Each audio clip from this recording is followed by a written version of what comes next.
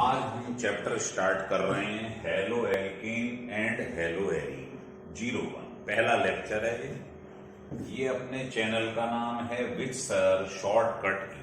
कोई भी प्रॉब्लम हो, कोई भी चैप्टर हो, सर्च करके आप देख सकते हैं यूट्यूब पे। तो देखिए, पहले जो मैंने लाइन लिखी है उसका मतलब समझाता हूं क्या है। ये जैसे मेरे पास एल्कीन है, इसमें से मैंने H रिप्लेस कर दिया और उसकी जगह कोई हेलोजन लगा दिया, तो मेरे पास जो बनेगा वो होगा हेलो एल्केन। जैसे मान लो ये मीथेन है, एल्केन, H हटा के कोई भी हेलोजन लगा दिया, तो ये जो बना है मिथाइल क्लोराइड, इसको कहते हैं हेलो एल्केन। ये जो X लिखा है, ये X कोई भी हेलोजन हो सकता है। तो आप देख रहे हो क्या होते हैं haloalkene. There are the compound obtained from alkene. किससे बनते हैं ये? एल्कीन से। By the replacement of one or more hydrogen atom. तो आपने एक H हटा दिया और उसकी जगह ये लगा दिया। आप बोले नहीं साहब, मैं तो दो H हटाऊंगा और दो हेलोजन लगाऊंगा तो भी हेलो एल्केन बन जाए। जैसे इसी में से आप दो H हटा दो, तीन H हटा दो, जितने H रिप्लेस करोगे उतने हेलोजन लगा दो, तो ये सब हेलो एल्केन। अब कितने H हटाएं और कितने हेलोजन लगाएं, इसके बेसिस पर इसका क्लासिफिकेशन किया जाएगा। बस ये ध्यान रखें, ये जो हेलो एल्केन्स या एरीन है, ये बहुत ज्यादा रिएक्टिव होती है, इसीलिए नेचर में मिलती नहीं है। तो मैंने लिख दिया है, देखो, all halogen derivative are very reactive and do not occur in nature. इसीलिए ये नेचर में मिलते नहीं। ठीक है, अब इसका क्लासिफिकेशन हम करने जा रहे हैं। इसको मोनो, डाई, ट्राई कई हिस्सों में बांटा गया। ये इस बात पे डिपेंड करता है कि उसमें कितने नंबर ऑफ हेलोजन प्रेजेंट है। मान लो किसी एल्केल हैलाइड में एक हेलोजन है, तो उसको मोनो हेलोजन डेरिवेटिव कहेंगे। अगर दो हेलोजन है, डाई हेलोजन। इस प्रकार से इसका क्लासिफिकेशन किया गया है। तो पहली हेडिंग डाल दीजिएगा मोनो हेलोजन डेरिवेटिव। तो इसको हटा के पहली हेडिंग डाल दीजिएगा mono halogen derivative.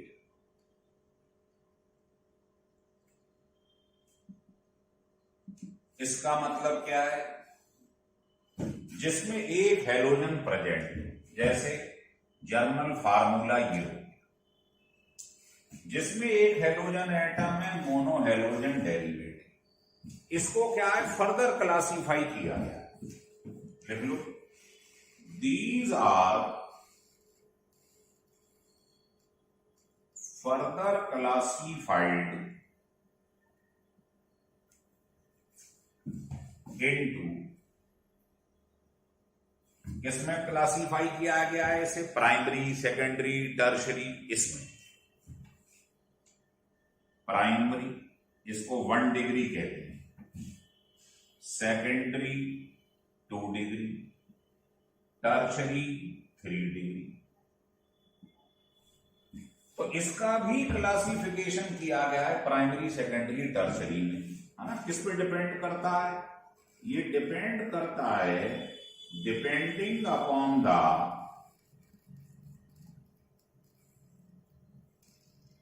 Nature of carbon atom at which halogen atom is present. जैसे देखिए, आपके पास ये लिखा हुआ है, आपके पास ये लिखा हुआ है, और आपके पास ये लिखा हुआ है। आपको ये देखना है ये जो हैलोजन है ये किससे जुड़ा है, प्राइमरी कार्बन एटम से, तो ये प्राइमरी एल्किल हैलाइड है। ये वाला हैलोजन किससे जुड़ा है, इससे सेकेंडरी कार्बन से, तो ये सेकेंडरी। और ये हैलोजन इससे जुड़ा है, ये टर्शरी, ये तीन से जुड़ा है ना कार्बन से, तो प्राइमरी सेकेंडरी टर्शरी। तीन प्रकार का होता है मोनो हैलोजन, क्योंकि इसमें एक हैलोजन प्रेजेंट है।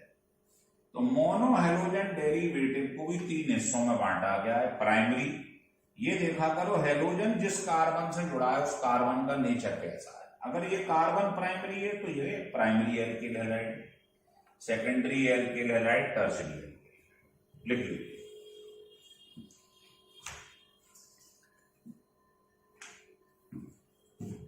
समझ गए?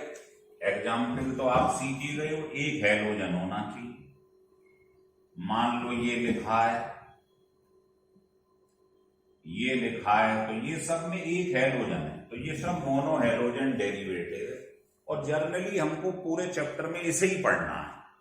डाई हैलोजन, ट्राई हैलोजन, इसका इतना रोल नहीं है तो सबसे ज्यादा इसका है। अब दूसरा आता है डाई हैलोजन डेरिवेटिव। देखिएगा, डाई हैलोजन डेरिवेटिव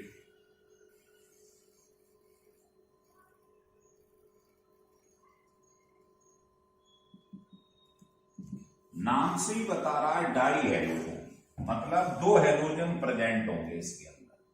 तो सिंपल एग्जांपल लिख रहा हूं, आपके पास कोई भी चीज हो, मान लो ये लिखा है, इस पर दो हैलोजन दिखाई दे जाए, तो आप समझ लेना ये डाई हैलोजन डेरिवेटिव। इसकी दो स्पेशल टाइप है। एक होता है विसिनल डाई हैलाइड, या इसको शॉर्ट फॉर्म में विस डाई हैलाइड कहते हैं।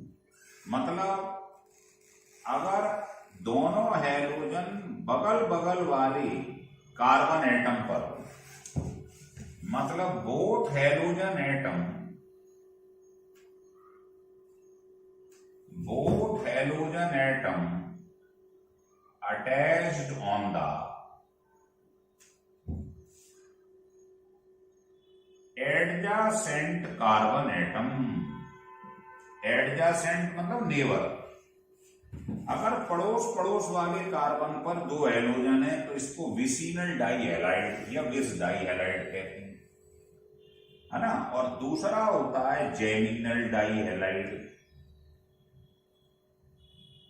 जेमिनल डाई हैलाइड का शॉर्ट फॉर्म होता है जेम डाई हैलाइड।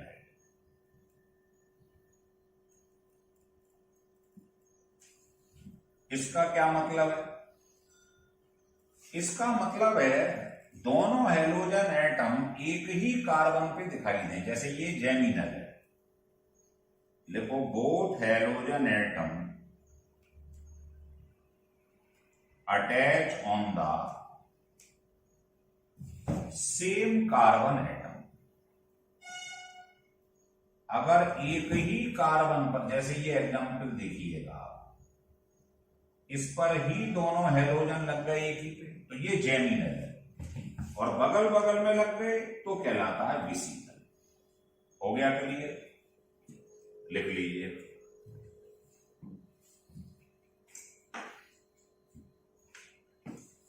अब देखिए आप ट्राई हैलोजन डेरिवेटिव, ये क्लासिफिकेशन कर रहे हैं हम हैलो एल्केन का। थर्ड है ट्राई हैलोजन डेरिवेटिव, मतलब जिसमें आपको तीन हैलोजन दिखाई दे। इसके माने हुए एग्जाम्पल, जर्नल फार्मूला तो ये हो गया, है ना। और इसको क्या कहते हैं? हैलोफॉर्म। मान लो आपने यहां Cl लगा दिया, क्लोरोफॉर्म, तीन हैलोजन दिखाई दे रहे हैं। ये क्या है? ब्रोमोफॉर्म। ये क्या है? आयोडोफॉर्म। तो जिसमें तीन हैलोजन दिखाई दे जाएं समझ लेना वो ट्राई हैलोजन डेरिवेटिव। ऐसे ही होता है टेट्रा हैलोजन डेरिवेटिव, जिसमें चार हैलोजन दिखाई दे जाए। बस एग्जाम्पल समझ लो जो हमें पढ़ने हैं।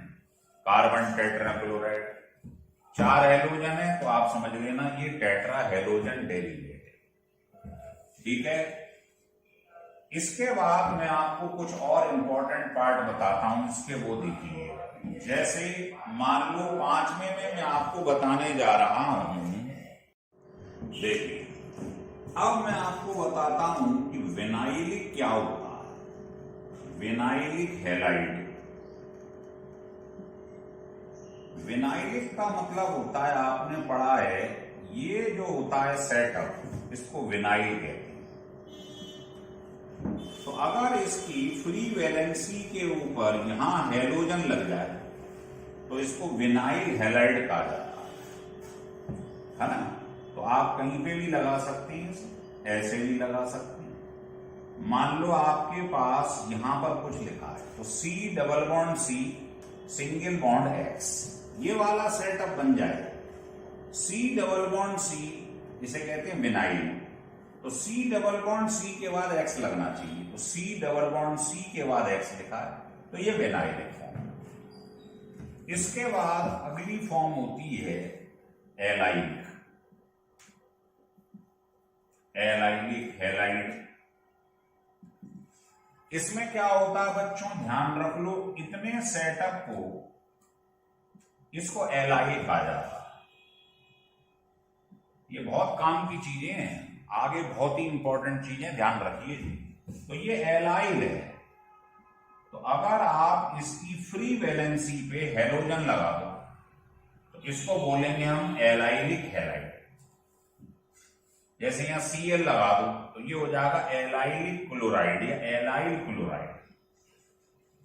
जैसे मान लो ये लिखा है तो इतने को तो बोलते हैं एलाइल, तो इसका नाम हो जाएगा एलाइल क्लोराइड।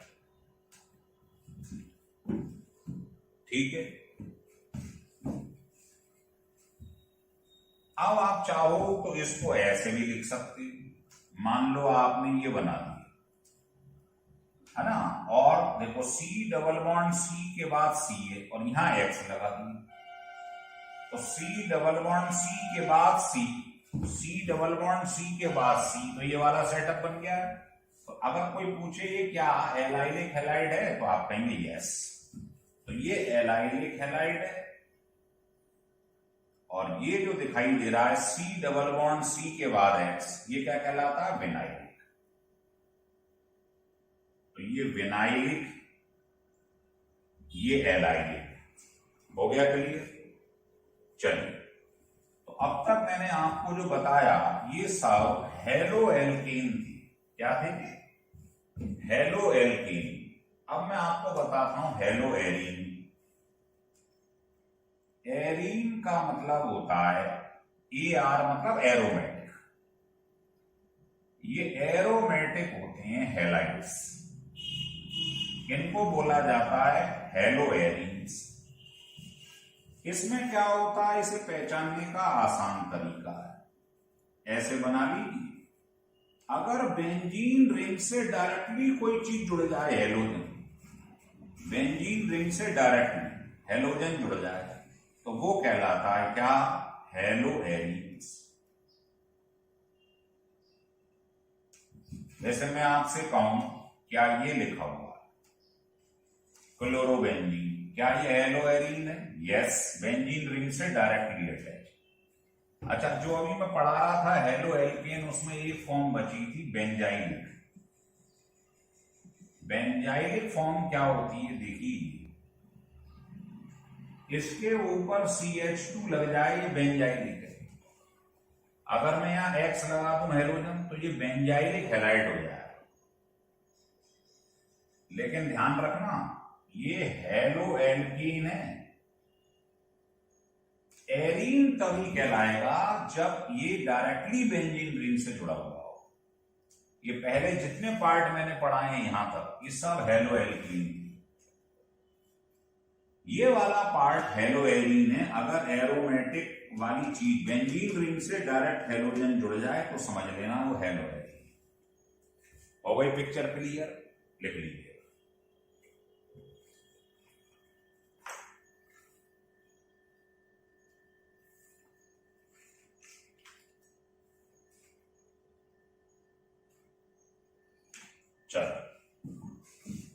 अब हम स्टार्ट करने जा रहे हैं बच्चों प्रिपरेशंस। तो हेडिंग डाल दीजिएगा प्रिपरेशन ऑफ हेलो एल्कीन।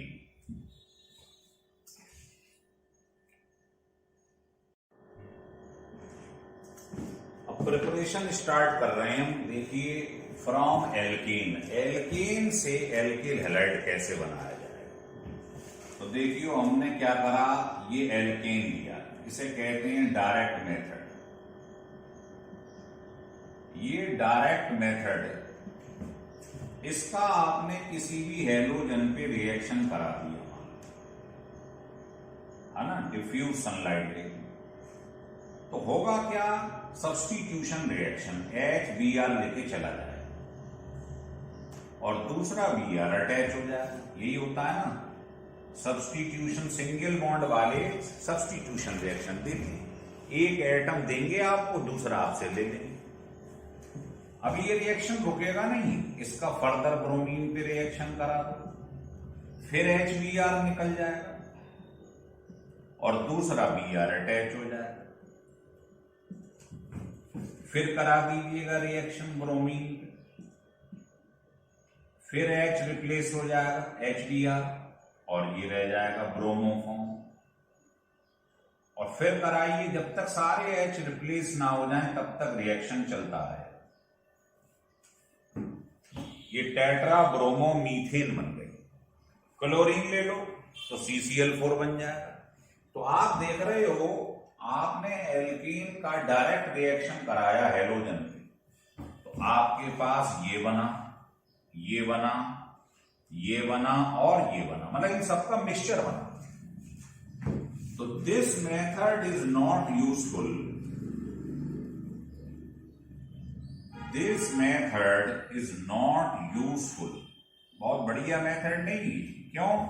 क्योंकि इसमें सबका मिक्सचर बन रहा है। मुझे तो ये बनाना है alkyl halide for the preparation of, या for the lab preparation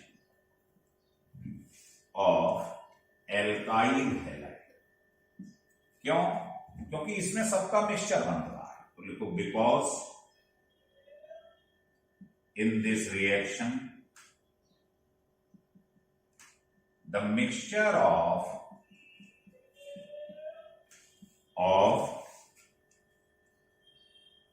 CH4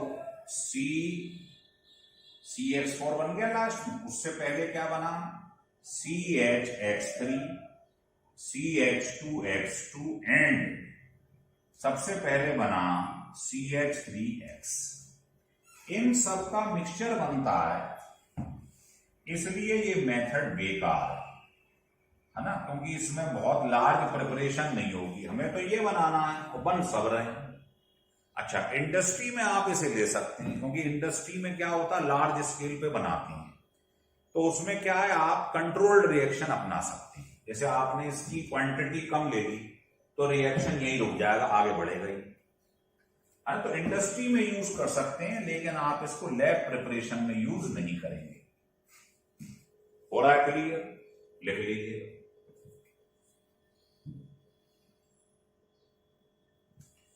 चलो अब आप लिख लो ऑर्डर ऑफ स्टेबिलिटी। तो सबसे ज्यादा टर्शरी एल्काइल हैलाइड सबसे ज्यादा स्टेबल, फिर सेकेंडरी, फिर प्राइमरी एल्किल हैलाइड। अब आप कहेंगे ये क्यों? तो मैं आपको GOC में इंडक्टिव इफेक्ट बता चुका हूं। तो टर्शरी एल्किल हैलाइड आप देखोगे सबसे ज्यादा स्टेबल होता है, लिख लीजिएगा, है ना। और कहो तो मैं समझा भी देता हूं, जिन अगर किसी के मन में आ रहा हो कि साहब भूल गया मैं, तो ये देखो, ये हैलोजन इस कार्बन से जुड़ा है, ये कौन सा, 3 कार्बन से डायरेक्टली अटैच है, टर्शरी हो गए। अब एल्किल हैलाइड चेक करना है स्टेबिलिटी, तो हैलोजन को हटा दो, -3 निकल गई, प्लस रह गई। अब आप ये बताओ इसकी स्टेबिलिटी कम है, जा रहा है, तो बताओ इस पॉजिटिव चार्ज को 3 तरफ से प्लस आई इफेक्ट इलेक्ट्रॉन दिए जा रहे हैं, तो चार्ज कम होता जाएगा। और आपको बताया हुआ है चार्ज जो होता है वो स्टेबिलिटी के इनवर्सली प्रोपोर्शनल होता है। तो तीन तरफ से इलेक्ट्रॉन की सप्लाई होगी नेगेटिव चार्ज की, तो पॉजिटिव कम होता जाएगा, चार्ज कम होगा, स्टेबिलिटी बढ़ जाएगी। तो सबसे ज्यादा यही स्टेबल होता है टर्शरी वाला। और अगर आपको ऑर्डर ऑफ रिएक्टिविटी देखना हो, ऑर्डर ऑफ रिएक्टिविटी हैलोजन की, तो सबसे तेज रिएक्शन करता है फ्लोरीन, क्लोरीन, फिर ब्रोमीन और फिर आयोडीन। तो ऑर्डर ऑफ रिएक्टिविटी का ऑर्डर ये, और स्टेबिलिटी देखनी हो तो टर्शरी एल्किल हैलाइड की इनसे ज्यादा है, मैंने प्रूव कर दिया आपके सामने। तो ये लिख लो, फिर आपको इसके आगे मैं बताता हूं कैसे कैसे हैलोजन रिएक्शन करती है। अब आपको इसके अंदर जो बताया है डायरेक्ट मेथड, इसमें ये बताते हैं कि जो फ्लोरीन, क्लोरीन, ब्रोमीन ये कैसे कैसे रिएक्शन करते हैं। तो अभी मैंने आपको ऑर्डर ऑफ रिएक्टिविटी बताया है, ध्यान है। सबसे ज्यादा कौन रिएक्टिव है? फ्लोरीन, फिर chlorine, bromine, iodine.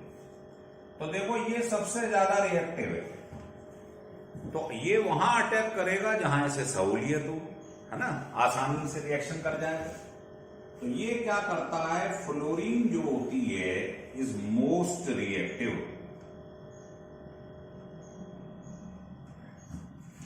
Among all halogens. जितने भी हैलोजन होते हैं उसमें सबसे ज्यादा फ्लोरीन रिएक्टिव होता है। इसलिए क्या करता है, सो दैट इट अटैक्स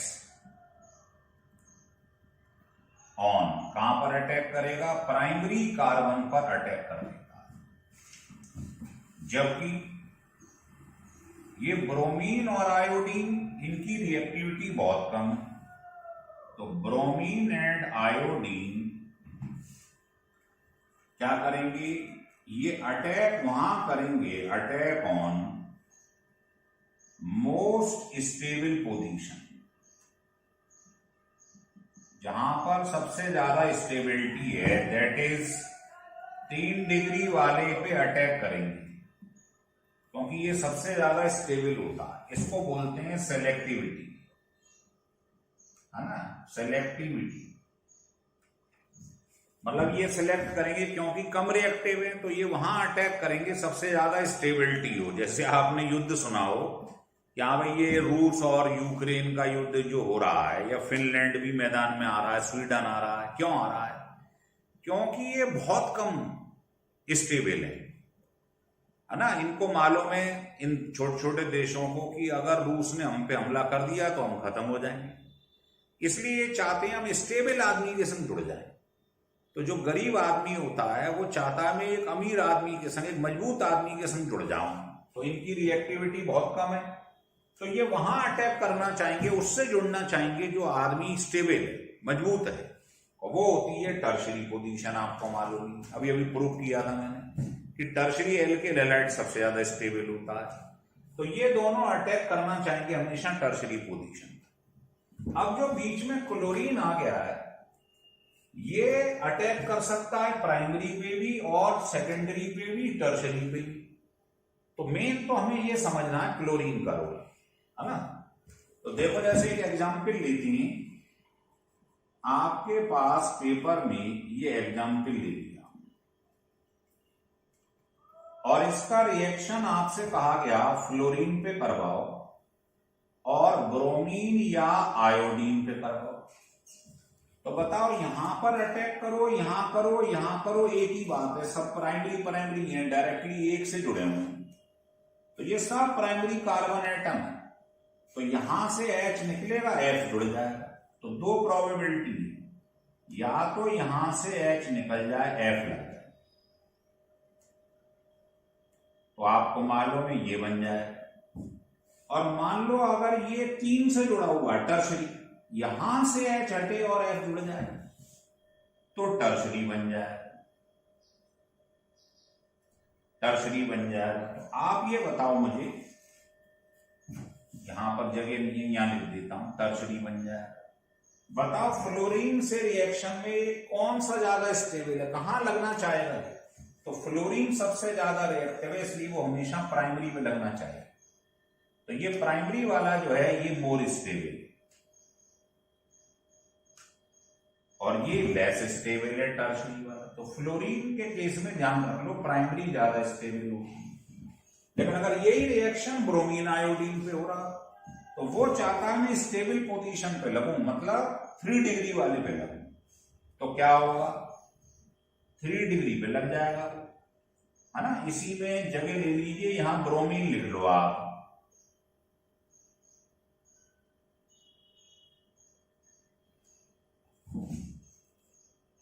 ये लिख लिया आपने, यहां पर ब्रोमीन लगा दिया बेटा,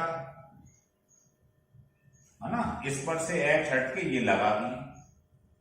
तो बताइए ये 3 डिग्री वाला, ये 1 डिग्री वाला, कौन ज्यादा स्टेबल होगा?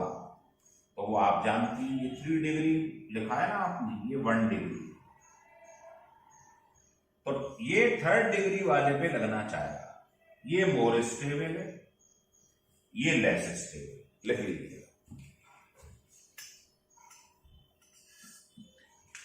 हो गई एकदम पिक्चर क्लियर। तो फ्लोरीन का केस आ जाए तो ज्यादा स्टेबल प्राइमरी वाला है, ब्रोमीन आयोडीन है लेस रिएक्टिव है, तो वो वहां अटैक करना जाएंगे जहां पर मोर स्टेबिलिटी ज्यादा हो, मतलब इसको सिलेक्टिविटी कहते हैं। ये टर्शरी वाला ज्यादा स्टेबल होगा, ये प्राइमरी वाला होगा। अब क्लोरीन को कैसे चेक करेंगे साहब? क्लोरीन तो उसके लिए एक होता है सेलेक्टिविटी रेशो, वो आपको बताएगा चीज ज्यादा स्टेबल है या लेस। तो इसको लिख लो, फिर उसे समझाते हैं।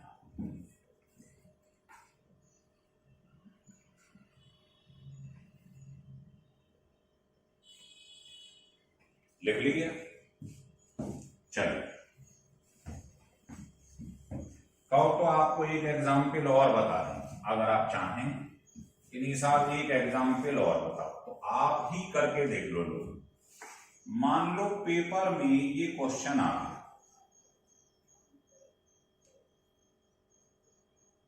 ये क्वेश्चन आ गया और किसी ने कहा इसका रिएक्शन आप फ्लोरीन पे करवाओ और आयोडीन या ब्रोमीन पे करवाओ।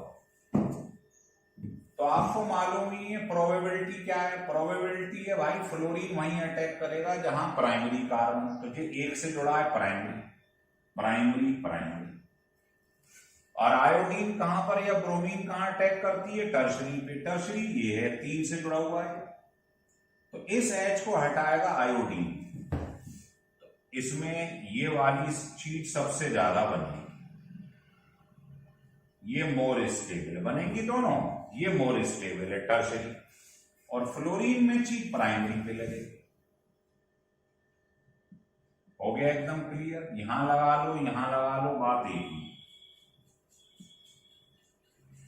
तो इसमें ये मोर स्टेबल है प्राइमरी वाला, इसमें टर्शरी वाला मोर स्टेबल। हो गया क्लियर? अब हम क्लोरीन के केस पे चल रहे हैं। तो क्लोरीन के केस में लिख लो, in case of chlorination. Chlorination बहुत ही इंपॉर्टेंट है क्योंकि इसकी रिएक्टिविटी बीच में लाई कर रही है। तो इसके लिए आपको सेलेक्टिविटी रेशो मालूम होना चाहिए, उसी से आपको मालूम पड़ जाएगा कौन ज्यादा स्टेबल, वही ज्यादा बनेगा। तो सेलेक्टिविटी रेशो की टेबल याद रखिए जो बनाई गई है, वो ये है कि जो टर्शरी कार्बन होता है या टर्शरी हाइड्रोजन होता है उसके लिए सेलेक्टिविटी 5 ली जाती है, सेकेंडरी के लिए 3.8 और 1 डिग्री वाले के लिए 1। ये है सेलेक्टिविटी ऑर्डर का रेशो। ये क्या है? हाइड्रोजन सेलेक्टिविटी वाले, और ये सेलेक्टिविटी है। जैसे मैं एग्जाम्पल से आपको अपना पक्ष रखना चाहूंगा, मान लीजिए मैंने अभी अभी एक एग्जाम्पल लिया था, याद है आप, और इसका रिएक्शन करवा दिया मैंने क्लोरीन, वही डिफ्यूज सनलाइट पे। तो बताइए क्या क्या प्रोबेबिलिटी है, ये बताइए भाई। देखो ये एक से जुड़ा है, ये भी एक से जुड़ा है, ये भी एक से जुड़ा है, ये प्राइमरी। ये कितने से जुड़ा है? 2 से, सेकेंडरी। ये 3 कार्बन से डायरेक्टली अटैच है, टर्शरी। तो क्लोरीन जो H निकलेगा Cl जुड़ेगा, रिप्लेसमेंट होगा, वो 3 जगहों से कर सकती है। करो, पहले यहां से कर देता हूं, बाकी एज इट इज लिख देता हूं। ये हो गया प्राइमरी। फिर यहां से कर देते हैं सेकेंडरी से, तो यहां पर Cl लग जाएगा। फिर मान लो टर्शरी से H रिप्लेस कर दिया Cl से, तो ये बन जाएगा। ठीक है, ये टर्शरी है, ये सेकेंडरी है, ये प्राइमरी। अब कोई पूछे बताओ तीनों प्रोबेबिलिटी में सबसे ज्यादा स्टेबल कौन है ना? तो आप क्या करेंगे समझ लीजिए, यहां बताता हूं। सबसे पहले इनका प्रपोर्शन निकालो, प्रपोर्शन ऑफ हाइड्रोजन। बताओ इसके अंदर कुल मिला के प्राइमरी हाइड्रोजन कितनी? जो प्राइमरी कार्बन से H लगे होते हैं वो प्राइमरी हाइड्रोजन 3 3 3 9 है, और इनका सेलेक्टिविटी रेशो प्राइमरी वाले का 1 है, तो इसका मल्टीप्लाई कर दो। सेकेंडरी हाइड्रोजन कितने? कोई पूछे, सेकेंडरी कार्बन पे H लगे 2, और उसका कितना प्रपोर्शन है? 3.8, तो ये क्या आ जाएगा? 7.6। और टर्शरी अगर हाइड्रोजन की बात करें तो टर्शरी कार्बन पे H कितना है? 1 है, और उसका सेलेक्टिविटी रेशो कितना है? 5। ये आ गया प्राइमरी सेकेंडरी टर्शरी की वैल्यू आ गई। इससे आपको परसेंटेज मालूम पड़ जाएगा। इधर बता देता हूं, देखो, percentage of primary alkyl halide. बताओ प्राइमरी कितना है? 9, टोटल कितना है?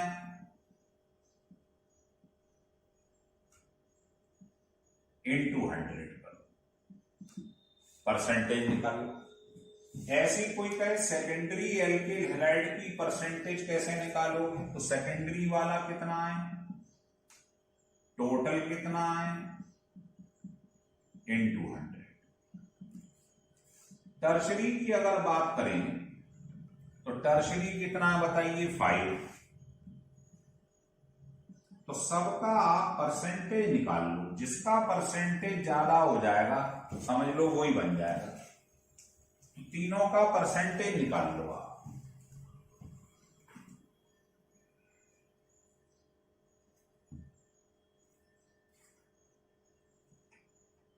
लिख लिया? आप चेक करके देखोगे, ये आ जाएगा लगभग इतना, ये आ जाएगा इतना, लगभग बता रहा हूं, ये इतना आ जाएगा। तो जिसकी परसेंटेज ज्यादा है वो ज्यादा स्टेबल है, वो ज्यादा बनेगा। आंसर आपका ये हो गया, इन तीनों में ये मोस्ट स्टेबल है। फिर आएगा ये, फिर आएगा ये। तो प्राइमरी एल्किल हैलाइड की परसेंटेज ज्यादा है, ये मोर एक्सटेंट में बन रहा है, तो क्लोरीन के लिए ये निकालना आना चाहिए, आप ये ध्यान रखिए।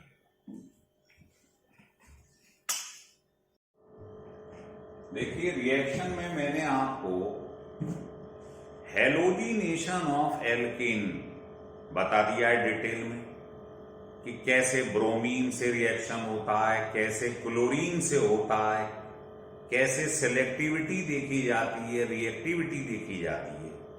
अब इसमें एक चीज रह गई हमारी कि आयोडीन के संग क्या होगा। मान लो आपने इसका रिएक्शन आयोडीन पे कराया, ये रिएक्शन होता है रिवर्सिबल। क्यों?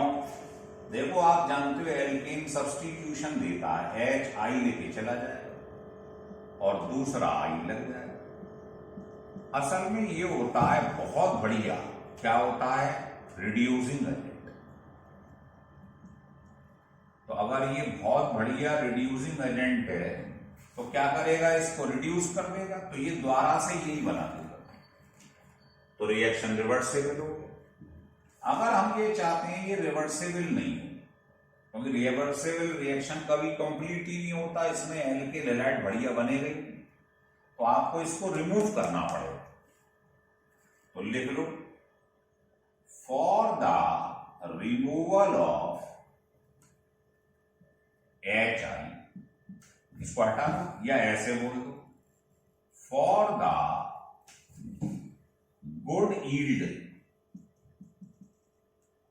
Of alkyl halide. आप ये ज्यादा बनाना चाहती हैं या इसको हटाना चाहती हैं, क्योंकि ये रहा तो इसको रिड्यूस करके फिर से बना देगा। तो क्या करती हैं, we added strong oxidizing agent. Oxidizing अगर आपने एजेंट डाल दिया तो वो इसको क्या करेगा, खत्म कर देगा, मार देगा, रिएक्शन लौटेगा ही। जैसे स्ट्रॉन्ग ऑक्सीडाइजिंग एजेंट की श्रेणी में आती हैं ये, या आयोडिक एसिड, ये है ना, इस टाइप की चीज आप इसके अंदर मिला तो क्या करेगा, मान लो आपने इसमें ये वाला मिला दी, स्ट्रॉन्ग ऑक्सीडाइजिंग एजेंट मिला दी, तो इसको क्या करेगा, ये ऑक्सीडाइज कर देगा, मतलब इसका ऑक्सीजन पे रिएक्शन हो जाएगा, ये बन जाएगा। तो आप देख रहे हो रिएक्शन फिर से चल पड़ेगा, चीज लौटेगी, मतलब बार बार आपके पास आयोडीन मिलती रहेगी, बल्कि रिएक्शन हमें बार बार होता हुआ दिखाई देगा, लौटेगा, क्योंकि इसको खत्म कर दिया इसने, ऑक्सीडाइज कर दिया। आ रहा है समझ? तो ये ऑक्सीडाइजिंग एजेंट का काम होता है रिड्यूसिंग एजेंट को खत्म करना। तो ये लिख लो, बड़ा पूछा जाता है 1 नंबर।